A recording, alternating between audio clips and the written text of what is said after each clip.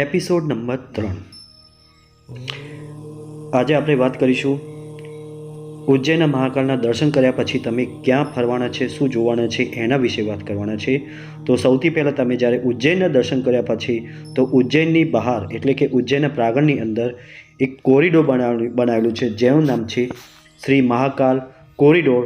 તો સૌથી પહેલાં તમને એક વિડીયો ક્લિપ બતાવીશ, એ વિડીયો બરાબર ધ્યાનથી જોજો અને પછી એના વિશે હું તમને થોડી વાત કરીશ।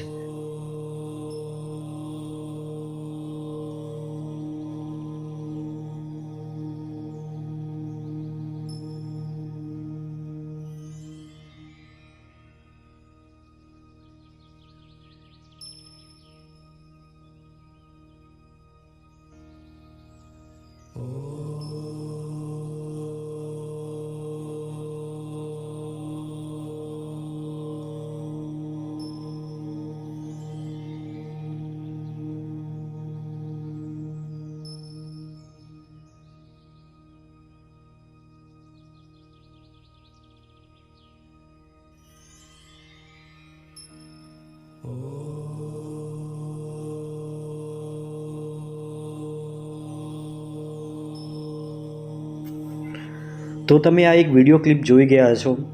આ છે શ્રી મહાકાલ કોરિડોર। તો આ જે મહાકાલ કોરિડોર 11 ઓક્ટોબર 2022ના રોજ શ્રી વડાપ્રધાન શ્રી નરેન્દ્રભાઈ મોદીએ લોકો માટે ખુલ્લું મૂકવામાં આવ્યું હતું અને આ કોરિડોર આશરે 856 કરોડના ખર્ચોએ 2 ફેઝમાં તૈયાર કરવામાં આવ્યું હતું। એમાં સૌથી પહેલો ફેઝ જે તૈયાર થઈ ગયો છે એ લોકો માટે ખુલ્લું મૂકવા અને બીજા ફેઝનું કામ હજી ચાલુ છે। તો આ કોરિડોર આશરે 900 મીટરથી વધુ લાંબો અને જૂનો જે રુદ્ર સાગર તળાવની ચારે બાજુ ફેલાયેલો છે। કહેવાય છે કે આ રુદ્ર જે સાગર હતો એ નામશેષ થઈ ગયો, ફરીથી એનો જીર્ણોદ્ધાર કરીને એ તળાવની આજુબાજુ આ કોરિડોર બનાવવામાં આવેલું છે। આ મહાકાલ કોરિડોર માટે 2 ભવ્ય એન્ટ્રી ગેટ બનાવવામાં આવ્યા છે, એક ઉજ્જૈન મહાકાલની સાઈડે અને એક ડાયરેક્ટ અંદર આવતા એ સાઈડે। તો આ જે ગેટના નામ પણ આપવામાં આવે છે, એક નંદી દ્વાર અને બીજું છે પિનાકી દ્વાર બનાવવામાં આવ્યા છે। આ કોરિડોરના મંદિરના મેઇન ગેટ સુધી જાય છે, તમે ત્યાંથી બેસો લગભગ તમે મંદિરના ગેટ સુધી જઈ શકો છો।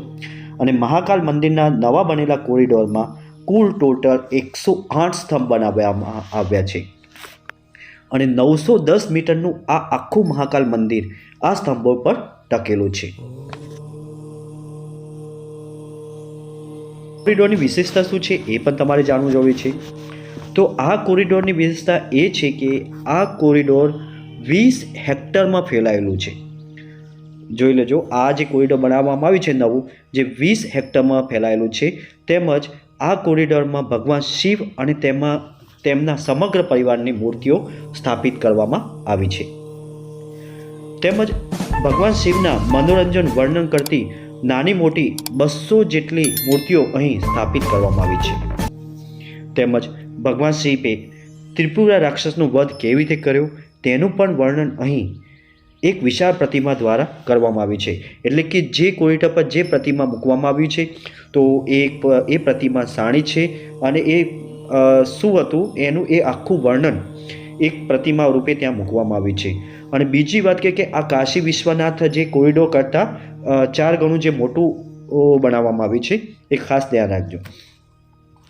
અહીં દરેક પ્રતિમાની આગળ એક બારકોડ બનાવવામાં આવે છે અને તેને સ્કેન કરવાતાની સાથે જ ભગવાન શિવની કથા કહેતી પ્રતિમાની જે કથા હોય એ કહેતી પ્રતિમાની સંપૂર્ણ માહિતી તમારા પ્રતિમાના સમરૂપ રૂપે મોબાઈલ પર સ્ક્રીન પર આવી જાય છે અને જેના કારણે તેનો હેતુ પ્રાચીન ઇતિહાસ અને વાર્તાઓ વિશે નવી પેઢીને માહિતી આપવામાં આવે છે।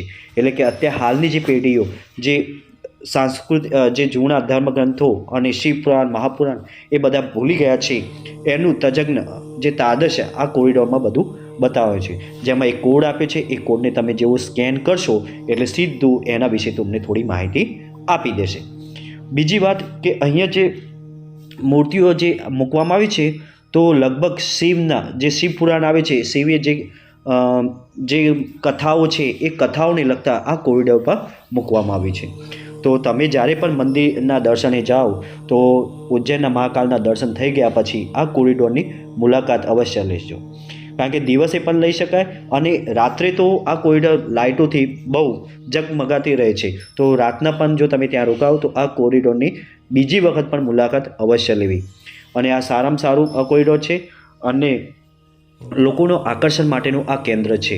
લોકો અહીંયા ફોટોગ્રાફી કરે છે, વિડીયોગ્રાફી કરે છે અને સેલ્ફી પણ લે છે. તો તમે જ્યારે પણ ઉજ્જૈન મહાકાલ જાઓ તો થોડો સમય લગભગ 1-2 કલાક તમે આ કોરિડોરનો સમય પાછળ કાઢશો, જેથી કરીને તમને ખૂબ આનંદ થાય. અને મારે તમને એમ કહેવું છે કે આ જ્યારે ઉજ્જૈન મહાકાલે તમે દર્શને આવો, મહાકાલના દર્શનની સાથે આ કોરિડોરની અવશ્ય મુલાકાત લેવી. તો આજના આ જે જોવાલાયક સ્થળમાં જે આપણે ઉજ્જૈનમાં ફરવાના છે, તો સૌથી પહેલાં આપણે સ્ટાર્ટ થાય છે કોરિડોરથી. કોરિડોરના દર્શન થયા પછી તમે એની બાજુમાં એની બહાર નીકળશો તો અહીંયા એક ભારત માતાનું મંદિર આવેલું છે.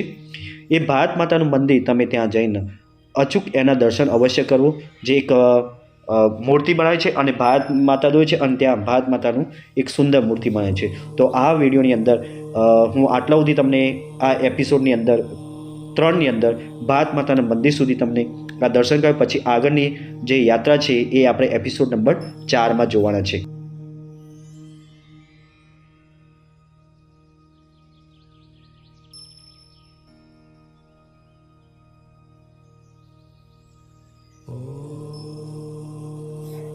જ્યારે તમે ભારત માતાના મંદિરે નજીક જશો ત્યારે તમને ત્યાં એક ભારત માતાનો આખો નકશો મૂકેલો છે.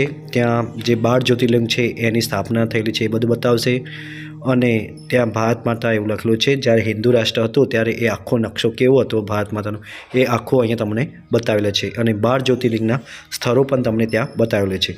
ત્યારબાદ તમે એ જોઈને તમે સીધા સીડીની અંદર જઈને ત્યાં એક મોટી વિશાળકાય ભારત માતાની મૂર્તિ તમે જોશો. તો આજના વિડીયોમાં આટલું. મળીએ નેક્સ્ટ વિડીયોમાં. આવજો.